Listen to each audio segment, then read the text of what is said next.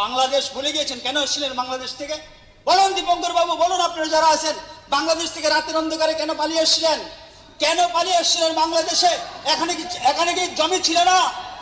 এখানে আপনার যে পৈতৃক সম্পত্তি ছিল, সেখানে জমি ছিল, গোয়াল ভরা ধান ছিল, দুধ ছিল, গাই ছিল, গরু ছিল, মাছ ছিল, সব ছিল, সব কিছু ছিল না।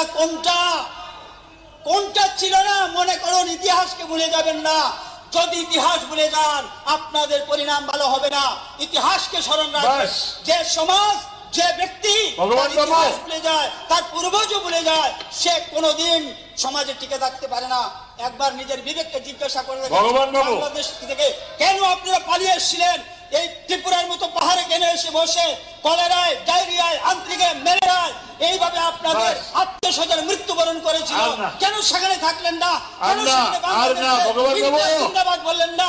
কেন সেখানে কার্লমার্ক্সের দোহাই দিলেন না? কেন সেখানে লেনিনের দোহাই দিলেন না? শ্যামাপ্রসাদ মুখার্জি ছিল বলে আজকে এখানে বসে কথা বলতে পারছি। সুতরাং আপনাদেরকে আমরা সতর্ক করে দিচ্ছি, এই সমস্ত চলবে না, এই সমস্ত চলবে না।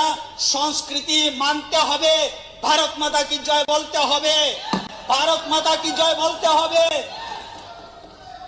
স্বামী বিবেকানন্দের জয় বলতে হবে, স্বামী বিবেকানন্দের জয় বলতে হবে, ভারত মাতা কি জয় বলতে হবে। নতুবা আপনাদের ঠিকানা কোথায় হবে আমরা বলতে পারবো না। ধন্যবাদ, ধন্যবাদ।